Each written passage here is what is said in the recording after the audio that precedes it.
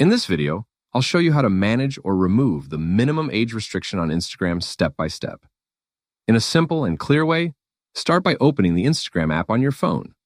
Once you're inside, tap on your profile icon in the bottom right corner. Then tap the menu icon at the top right.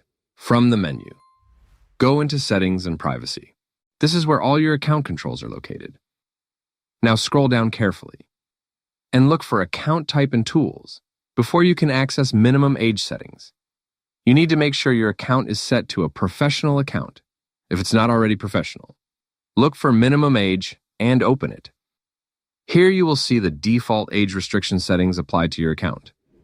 To remove the restriction completely, tap the Remove option next to the default setting. If you want more control instead, you can tap Add and manually set a specific minimum age. This allows you to restrict who can view your profile based on age.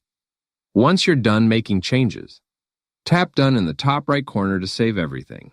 And that's it. Thanks for watching, and I'll see you in the next one.